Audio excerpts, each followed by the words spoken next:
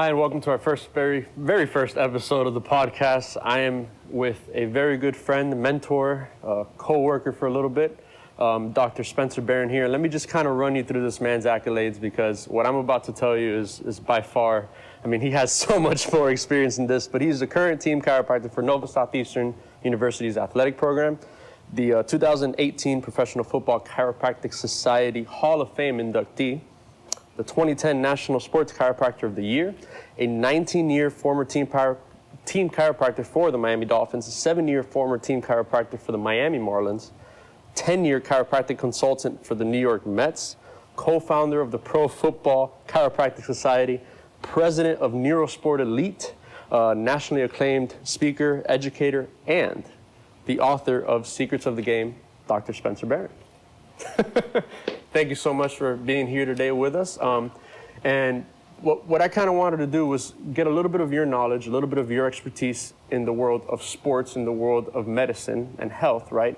And kind of bring it just to the normal person, the people who not necessarily get to experience what we have experienced with these professional athletes, and just talk about a little bit of the experiences that you've had, and we'll kind of go from there. How's that sound? I love it. Whatever. Awesome. All righty. So we've both worked with pretty high caliber athletes, I would say, in our career. You, obviously, I just listed tons of experience that you've had. And I've also had that great privilege of working with, professional football players, collegiate football players, high school football players, high caliber athletes at the end of the day, right? And we know specific information, and we know specific things that we apply to these athletes that the common folk might not necessarily know. And that's something that I feel like is pretty important, that we introduce this to not only, the general public, but I feel like this will help people in the long run. What do you feel about that? I've always felt that way, actually. Some of the things that we experienced at Miami Dolphins, some of the things I experienced at the Marlins, and even with the Panthers, was extraordinary healing. Something far beyond what we were ever taught in school is, how do you get tissue, even a broken bone, to heal faster? I always said that professional athletes get the best health care in the world, better than politicians, better than doctors, Yeah. Because it's about how we can get them back in action as fast as possible. Exactly. Quickly is that key word, right? Yeah. These guys are paid lots of money a lot of the time, right? And they need to be performing. That is their job, right? And it kind of comes to us to help them bring them back, right? Yeah. So let's talk about 3 specific topics that you talk about in your book, Secrets of the Game, right? And we're going to talk about the body as a pyramid. And we're going to focus on the physical, the nutritional, and the mental side of it, right? Can you explain a little bit more about that? Yeah, Denny, we were always taught in chiropractic college is an understanding of the way the body is interactive, and that is mental, nutritional, physical, and the pyramid is obviously one of the strongest structures in the world. And so we are never in balance, but we try to be. So think about it. You drink too much coffee in the morning, it tightens up muscles, it stresses you out. So now you got a chemical or something that you ate or drank, and that affects you physically, which also affects you mentally. And you got people that are drinking too much caffeine and they're stressing out. Exactly. And that kind of leads me to the next point, where I feel like all of these topics here, those 3, the physical, the nutritional, the mental, they all have a stigma that's kind of attached to it. And I've seen it in the sports world, and I for sure have seen it just out in the normal world, right? I see it at the gym. I see it with myself, with my own family members. Kind of talk about a little bit of the stigma that we see with the physical side of things, right? Well, the physical side of things, like, for example, people don't realize early warning signs to their bigger picture. In athletic training, in chiropractic, in some areas in Chinese medicine, they look for the symptoms before they become blown out. In America, what do they teach you? Think about it, generations and generations, they go, wait till it's so bad. Think about a toothache. Dentistry was really good about this. They say get checkups before you have what? Toothache pain. But how many of us wait till our teeth are in tremendous pain? But that's a metaphor for the way things work in the rest of the body. Exactly. And then, just other stigmas that I've thought about too when it comes to the mental part of things, for instance, right? people look at mental health as a very negative thing. Especially in today's society, thankfully it's gotten a lot better. But just growing up myself, and I'm sure when you were growing up as well, it was one of those things that was targeted as weakness. Oh, yeah. And you were weak if you say that, oh, you're stressed out, or you're depressed, or you have this or the other, right? So I feel like that one is another major component of the mental health side of things, that people look down upon it in a negative way. People that look down upon nutrition in a negative way. I could eat this 100-calorie rice cake, but that gives you no nutritional value. That gives you nothing. It is just empty calories, like what we call empty calories, right? So there's stigmas between all of these topics, unfortunately, be it physical, mental, nutritional, and kind of talking with Dr. Barron here today is we want to kind of take those away, right? We want to just make these things normal, and we want to instruct you that it's okay to talk about these things, that it's okay to have a specific thought about some of these things, right? So we've just mentioned the importance of having all of these things in balance, right? Give us a couple examples of just physical, mental, nutritional things in the athletic world. We'll start there, and then we'll bring it to just normal life, right? So give me some of those examples of how they're not only crucial to these individuals' success on the field, on the court, wherever they may be, but we could directly tie these things to our everyday lives. Perfect one. You remember when we went 1-16? Remember that season? Yeah. At Miami Dolphins? Yeah. What happened? There were more injuries. Absolutely. Than usual. And then I don't remember the name of that intern that did a study for, I think it was for Nova or something. He says he pulled all the records, the injury records, and said, what is the incidence of injuries during a win versus during a loss? Yeah. And as you would expect, there are more injuries during a loss. Yep. But that's the mental side of it, because when you're fired up, you have no pain. Right. Yeah. So that's a perfect example. That was like the epitome of what you would see, how the mental side of the game. So if you're having a bad day, you're a lot more likely to trip over a curb and get injured and be pissed off and run into the wall or something like that. It's things like that. So that's how we saw how in the sports world it can translate into the real world. Exactly. And I mean, I could attest to that.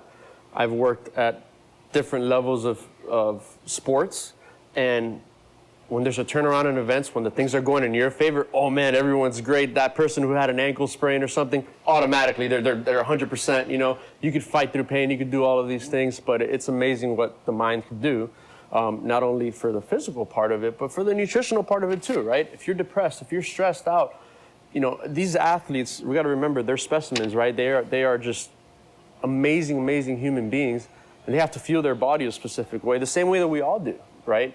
And when their mental side of the game is off, their physical gets off, but then their nutritional gets off. So it's this circle of doom, like I like to call it, that just keeps going and going and going, and then it just brings everything down. And we just need that little reset switch to kind of flick it off and go, kind of go on there. So the mental is the most powerful. Absolutely. The mental is the most powerful. You can have perfect physical health, you can have perfect nutritional health, but it's not. We can't overlook the nutritional end that so many Americans do. Right. Let's take the pro level athlete again. Let's take a baseball player. Where are the majority of ball players are from nowadays? Are from the islands, from Cuba, from Dominican, and what are their diets like? They're usually garbage. And how many pro baseball players have we seen that are smokers? And we sit there and go, how are you at the top of your game? Well, what we've seen is this evolution, that nutrition is playing an important role. And I have to tell you, it's not because of the doctor saying so, it's not because of the athletic trainer saying so. You're never going to believe who it is. It's because the agent is saying so. Why? Because it means dollars, And so all goes back to money for athletes. Right, it does. Yeah. So the agent, who is the trusted soul between the relationship with the athlete, he'll say, hey, man, why don't you try this nutritional approach? Why don't you get some lab work done and see how you're valued? Why don't you stop smoking? Why don't you quit eating, the beans and rice and then, whatever, the sweet stuff afterward, whatever you guys eat afterwards. It was like, and clean up your diet. And all of a sudden, peak performance starts to elevate. Less injuries start to occur. It's all directly correlated. And another which is year crazy. of contract. Another year contract, more money for that person, Yeah, right? yeah. Awesome. Well, we're going to take a quick break. When we come back, I'm going to dive a little bit deeper into these subjects, and Dr. Barron here is going to give us everyday examples that we could do, not the athletes. We're going to forget about them for now. Now we're going to focus on us, right? And we're going to talk about examples that we could do in our everyday lives that will not only improve our lives, but a little bit a day goes a long way. And we'll talk about that when we come back. Hi, and welcome back. So we're going to dive a little bit deeper into those three subjects that we talked about in the first segment.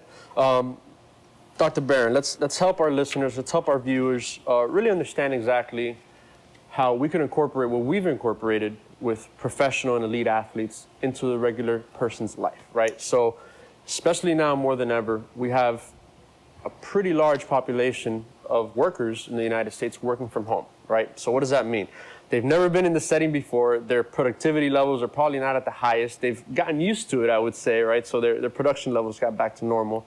But they have a new setting around them. They have different distractions around them now. So all of these things I feel like will play a pretty deep role into how it affects them, right? And all of these categories, right? So let's start with the physical part of it.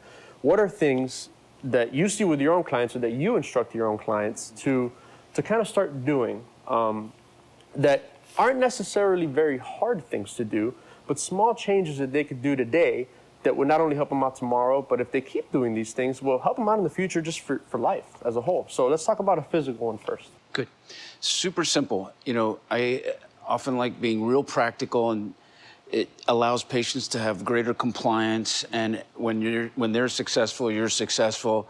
So what I realized over the years is people have a tendency to, we'll get into the mental side because that's the most powerful, but as far as the physical, what can you do to get started immediately? And that is this. One is you don't have to spend an hour or 2 hours doing some sort of physical activity, getting up off the chair. How about be practical and spend, seriously, no lie, 5 minutes. Yeah. 5 minutes today. Yeah. 5 minutes and do something intense, do something high energy, and then call it a day. I have a son, he's a nerd, but I love him to death, you know, and I have another son who's a jock they're completely different. And what I do is apply the same principles of how to get him, you know, out of the quarantine, out of the sitting for long periods of time because he wants to do cybersecurity. So I go, let's go to the gym. Yeah. And knowing that he hates the idea of being active, we spend 20 minutes max, high energy, done. And he goes, that's it, Dad? That's it. That's it. We're done. Yeah. You got your heart rate up. You got a good pump going in. Yeah. And it just changes your mindset for the rest of the day, right?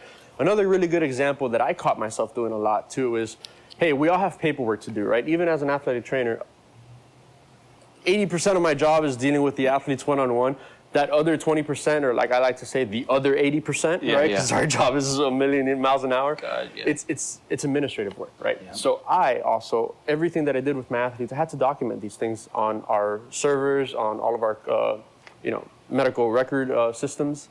And I caught myself, just sitting at a table, sitting at a desk on my computer for hours and hours on end, to the point where I wouldn't blink, and you just kind of get stuck in that point, right? Yeah. So what would I make an effort to do? Well, I'd make an effort to set an alarm for every 30 minutes that I knew that I was going to be sitting there. I'd get up and I'd just take a quick walk, right? In our facility, we were blessed to have a great facility at Utah where it was massive.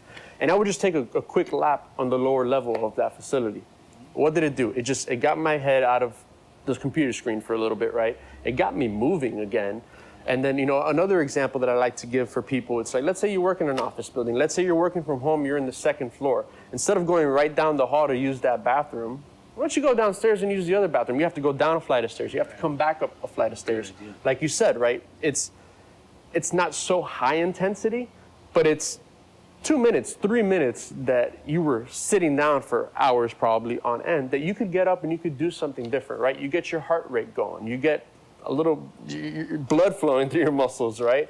So those little tiny things is a start, right? And then, like I always tell people, and I always tell my own athletes, you don't have to go to the gym for 3 hours, come with a shirt full of sweat stains and all that stuff to say that, hey, you know what? I got a good workout in today. I got a good, something in today. Yoga. Yoga's huge. Not only does it help the mental side of things, which we'll get to, but it helps the physical side of things, right? Oh, yeah. You go to Asian medicine with Tai Chi, for instance, right? Older individuals do this, and it's something that really doesn't take a lot of effort. But those individuals that do it are so much healthier. They're so much more loose, right? Because at the end of the day, it's like a martial art, but this is an exercise. At the end of the day, they are physically doing something, right? And then yoga, I kind of go back to that, where it is a physical exercise. And people don't really realize that, and all of the stretches and all of the things that you can do with yoga, right? So what actually, the thought of for some of you is to, oh my God, I don't want to go to an hour class of yoga or, an hour of Pilates or whatever it might be, but just 5 minutes. And once you and 5 minutes, and for those of you who are real, obsessive compulsive like myself, is set a time during the day and once you start to get into that group, 5 minutes, and then you amp it up to 10 minutes, but it's always at 10 p.m. or when you're going to take a break or what have you. Whatever it is, yeah. And for some of you who can't imagine even doing that much, you know what? Ask someone to hold you accountable. Listen, our pro athletes have coaches. They're more talent in their little pinky than ours in both our bodies together. But the reality is, if they don't have a coach, they're worthless. Yeah. So everybody has a coach. So the point being is, have someone that you can count on to call, say, listen, I want you to call me every day at 10 o'clock. Can you do that? And make sure I'm running, or text me or what have you, or email me and say, did you stand up and walk to the bathroom at 10 o'clock? Whatever it may be. It keeps you accountable. And not only that, you're now getting someone involved too, which you're helping them out at the end of the day. It's kind of a double-edged sword there in a good way, all right? Let's move on to nutritional, all right? A lot of people we see with the yo-yo diets, right? I've done them. I'll tell you straight up, right? Yeah. And they may work for a little bit, but you usually rebound right back. True. And a lot of times you rebound worse than what you started with, right? Now, I'm not saying that these things are bad. I'm not saying that these things are all a gimmick or anything like that. No, I'm not saying that, right? Because some of them are good and you do see results with some of them, I'll be honest with you, right? But it's the consistency part. It's the keeping up with it part, right? So let's talk about simple nutritional things that we could do every day that will kind of take us away from that yo-yo pattern where we're going down, hey, I lost 20 pounds, you feel amazing, you look great, everyone's giving you compliments. But then a month later, when things got a little more stressful, or you can't follow that diet for whatever reason, you skyrocket back up, right? So let's talk a little bit about the nutritional part. Simple. I'll tell you, right off the top, is most of you watching this know exactly what to do and are not doing it. Myself so you got included, yeah. So the reality is, you jump on the next fad or bandwagon or something that somebody talked you into that you feel like, ooh, I like this, I'm gonna try it out. Yeah. So the reality is, you could fill up this building here with all the books on nutrition and diet. And I'm just gonna give you one suggestion that in my oh God, how long have I been in practice? A long time. Yeah, a long time. That is one of the, it completely bucks the American way of how we eat. And I'll bet you if you try it out, you could lose up to 5 pounds in a week. I've seen it on average. And it's not a fad. You don't have to pay me for this diet. This is simple. You ready? Your biggest meal of the day should be lunch. Your most important meal of the day should be breakfast. Now, what does that mean to you? I don't know, because everybody's different. Mm-hmm. The worst meal of the day is what, Danny? I'd say dinner. Probably. Dinner. Yeah. Why? Why is dinner the worst? Because that's like family time, or that's when we're most hungry because we neglected to eat properly during the beginning part of the day. So our demands for nutrition are through the roof. Plus, you're so tired from the end of the day, your blood sugar's down, you make poor choices and start having, do you ever have dessert for breakfast? No, because your energy's up and you already had a cup of coffee. Yeah. But we tend to have that sweet tooth at the end of the day because our blood sugar's dropping. So what should dinner look like? Dinner should look like something you eat 2 hours before you go to bed, so you get digested. Dinner should look like a piece of meat or chicken or fish, something lean that's the size of your fist. And then you can have steamed vegetables or some brown rice or something like that. Small amount of carbs, but what does the American diet have? Carb heavy. Carb So- heavy and sugar and all of that good stuff. And I mean, it all tastes good. Trust me. I know this, but Yeah. it's not the best for you. And like you mentioned, we all neglect breakfast, and that's the biggest one, right? At least I do. I neglect breakfast. Why? Well, we wake up. Who wants to wake up like that? You were so nice and comfy on the bed. You're there, and you got to wake up all of a sudden. You look at the clock and Right. wow, I'm running late. Right. Now I got to go. Yep. Now I got to move. So what do? You get a cup of coffee, and for a lot of people, that's breakfast. Yeah. A cup of coffee. Yeah, you're wired, and 2 hours later you start to crash, and then you're hungry, and then you start to snack. And all of those little things start to add up. And like you said, your lunch. We like to keep it. I like to keep my lunch kind of light. Honestly, on that side, because what I find myself doing is that I snack on like fruits and veggies throughout the day, but I kind of space it out so that my lunch isn't a huge lunch. And then I kind of did what you said, where I have a very portionate dinner, something that I know will carry me over to the next day, and my breakfast, unfortunately, I neglect it sometimes, but my breakfast is usually probably the bigger meal of the day, right? And that's where I get a lot of my carbs, a lot of my nutrients to get me going. I usually like to work out in the morning, so I need that fuel to go to the gym to get a good workout in, right? And then I kind of keep things light throughout the day. So let me give you the two most absolutely crucial parts that I left out. And it is critical to your success of eating a small dinner at the end of the day. A lean piece of protein like fish, chicken, or tofu, or what have you, the size of your fist. But here's the most important part. Limit the carbs at dinner, but how do you do that?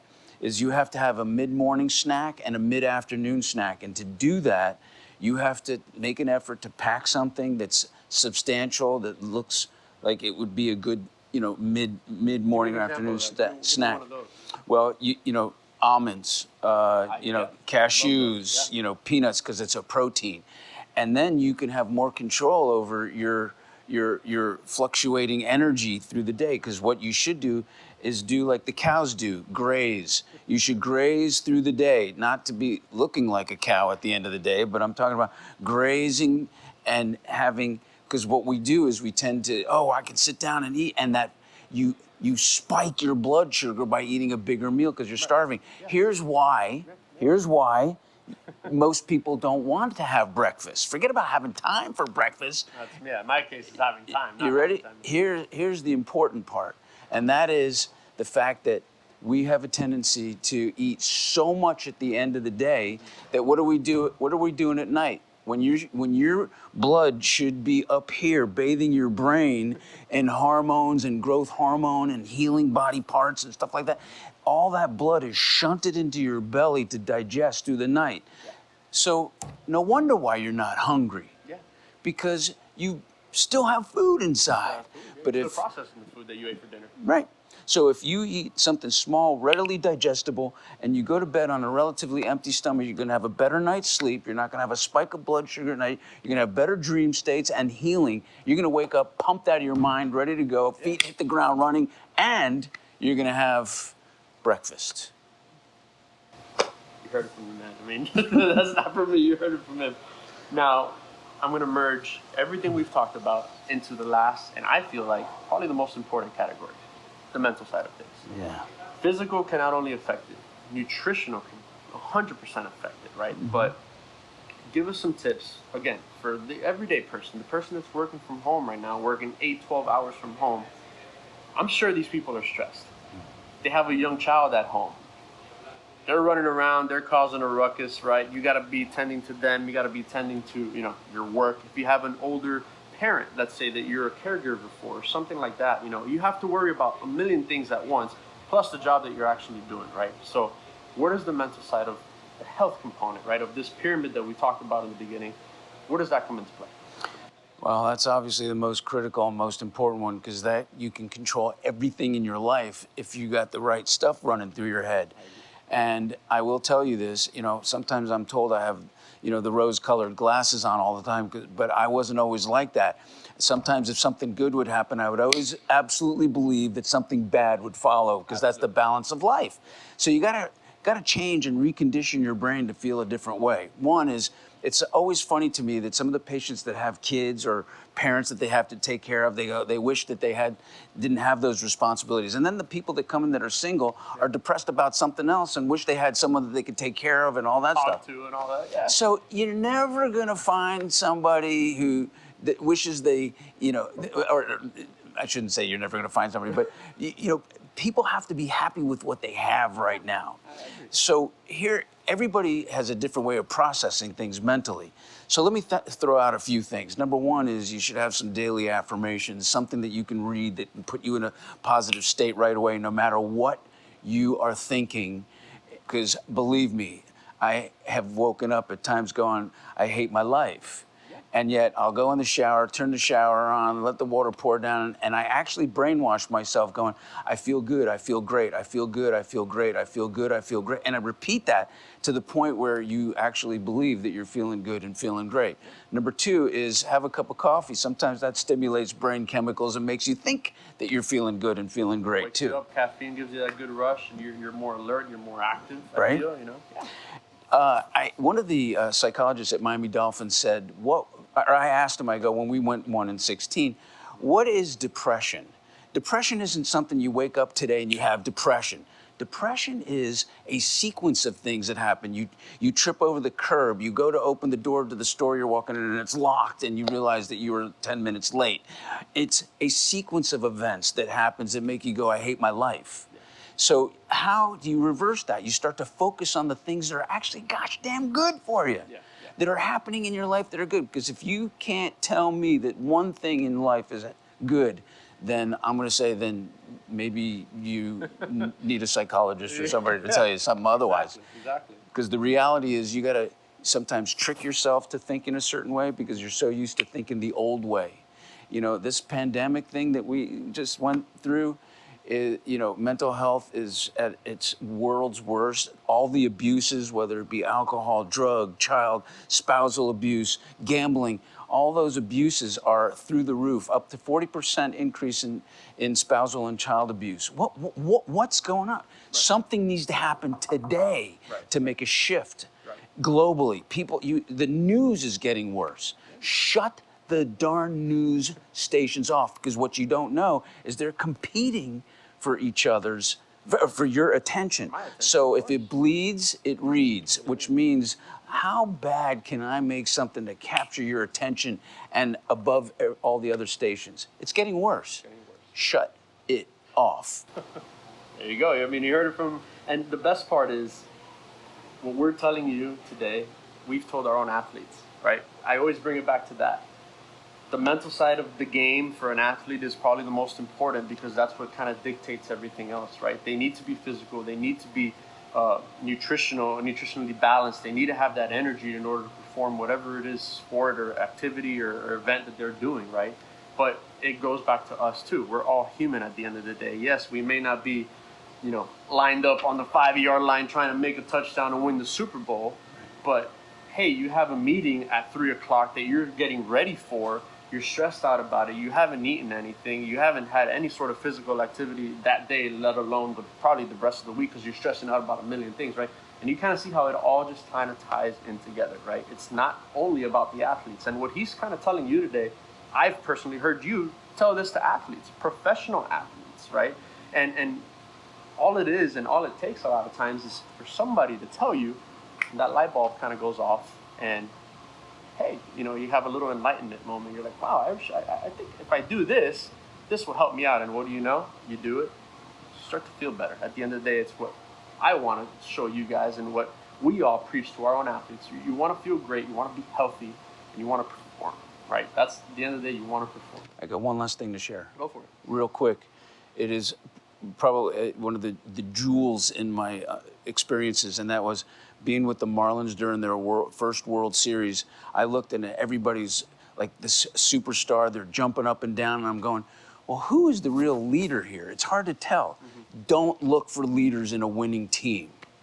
When we went 1-16, I'm going to tell you that's where you find the cream of the crop rise to the top, and you see who the leaders are in that. We saw guys like Jason Taylor, who started every game at 100%. We saw other guys that I won't mention because it'd be incriminating that would find ways to be injured and out. And so the point is, when I looked at our psychologists that were plentiful there at Miami Dolphins, and that was, I said, what is going on here? And here's your little thing that you can embrace, and that is there were two things: mental toughness and resilience. Which one do you think is most important? Mental toughness is like a piece of wood, and there were certain guys that you thought were super mentally tough, but you take that wood and you hammer it every day, splinters come flying off, and before you know it, it breaks, it snaps. Oh, that guy was like really cool, and he went postal. He snapped. Yeah.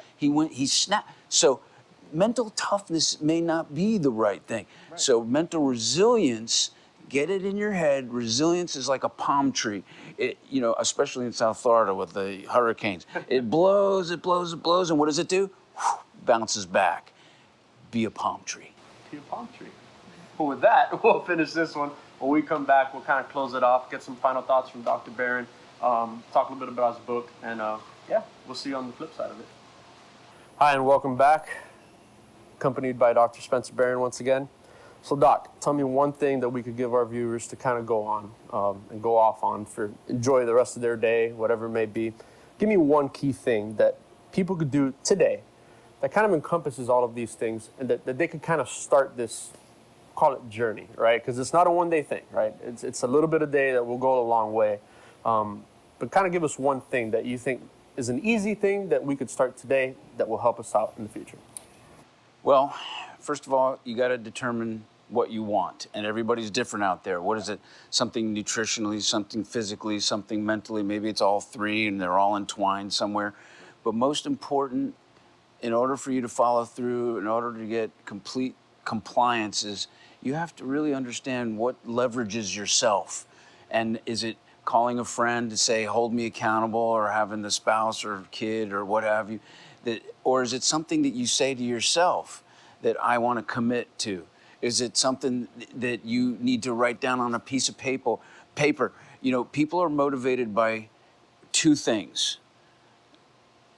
They run from pain, or they're attracted towards pleasure. Mm-hmm. And you need to decide, are you the person that puts on your refrigerator door the image of a overweight person to create pain and go, I'm not going to open that refrigerator door, or I'm going to go exercise because I don't want to look like that anymore? Or are you the person that puts, a hot bod up there, maybe something that you used to look like or someone you want to look like, and it creates pleasure. I want to look like that. Right. So you're drawn towards. So you have to determine which of those two categories you are motivated, and then understand your why. Because if you don't get your why down, if you don't know why, you're getting married. I see people that suddenly are in the gym because they want to lose weight, and we usually see the crazy woman who exercises like, where did they come from? They're so committed, and all of a sudden they drop off. They drop off after a certain amount of time. They got what they wanted, they reached their deadline, and then that's it, it's done. But it's not the case, right? So her why was just to look good for that special day. It wasn't to look good for the rest of her life. So you need to find out your why. What is your why? And again, it goes back to, it's not just, looking good, right? Right. You got to feel good. You got to be healthy. And what I mean by healthy is you don't have to have the six-pack abs, right? You don't have to be shredded like all of these, and now Instagram is the big one, right? Where everyone is an Instagram model. All of a sudden they have these perfect bodies, right? Yeah, they have a perfect body on a picture. Look at them as soon as that picture's over, and there's flaws. Everyone has flaws, right? And it kind of goes back to that stigma that we talked about, where you don't have to be this perfect specimen. That's not how it works. If you are, hey, great for you. I mean, that's awesome. And you're probably going to feel good too, and you'll feel better. But no one is perfect, right? And there's little things that we could do every single day that will get us feeling healthier, right? Give me a little bit about your book. I know that you talk about these things, but kind of give us a little bit of deeper look at your book real quick. Secrets of the Game is simply what we learned over the so many years of working with professional athletes, and how we can distill that down to make it bite-sized for the average human being. Whether you're a CEO that's getting ready to, pivot shift your company in a big way, whether it's maybe you want to get a raise from that CEO. So what do you need to do to prepare mentally for that? So we go over all the, nutritional, physical, mental things that you can do to prep and be at peak performance, just like our pro guys. Awesome. And right before we leave, I want you to kind of demonstrate with me, right? For anyone who's at home in their office listening or even in the car driving, what's something that they could do right now that'll kind of help them, kind of on the physical side? Can I give you an example of that? This is so simple. And let's do this, Danny. You can face me, and here's what most of you are doing during the course of the day. You're sitting at the computer, and you're spending 10,000 hours now. And so it's simple. All you got to do is this, man. You got to, number one, if your neck's bugging you, bring the monitor up. Maybe you need to bring it closer. Rule of thumb is ear should be balanced over the shoulder. And that is gravity, forcing itself up on your head, but it's distributing it evenly. So now you don't degenerate as fast, you don't pinch nerves as fast. So ear balanced over the shoulder. So raise the monitor up, bring it closer if necessary, get a pair of glasses, either one. Now, if that's too difficult for you, then you have to fix the foundation. The foundation is here. Low back, so yep. If I take, simple, be practical, get a pillow, roll up a towel, a big old beach towel, whatever it is, and put it right back here so it actually forces you to have arch in the back, and now you can, and the rest of the body follows. And that ear's lined up with the shoulder, like you just said, and everything's in line, Right which is a nice part. Do you have armrests? Armrests for the chair, so you're not stressing out the shoulder. Armrests should be here, your keyboard here. And one last thing that people have like such a moment of relief, it's almost like they're having an orgasm at their desk, is try this, is get we don't have telephone books anymore. Get a box or a wedge and put it underneath your feet. Your knees could and should be higher than your hip. Absolutely. And that then pushes your low back up against that lumbar support, and you're good to go. Well, there you go. You heard it from the man himself, professional, a person who's not only helped a ton of athletes in their careers, but of just regular people like me. Doc, appreciate you, buddy. Thank you so much. I hope you guys got something out of this video. If you have any questions, please, by all means, let us know. Ask us our questions. We're going to have an email down in the description. Let us know what you think. Let us know what we could do better. If you have questions for Dr. Barron, let me know. I will make sure to kind of relay them over to him. And hopefully one of these later episodes, we could have a little question and answer session of kind of everything we've talked about in the past. So thank you very much for your time, for your effort. Remember, a little bit goes a long way, and start today. Why not? It's at the end of the day, it's for your health, and we all want to be healthy people. Doc, like I said, appreciate you. Always a pleasure. He's the man. Go check out his book, Secrets of the Game. And we'll catch you on the next one.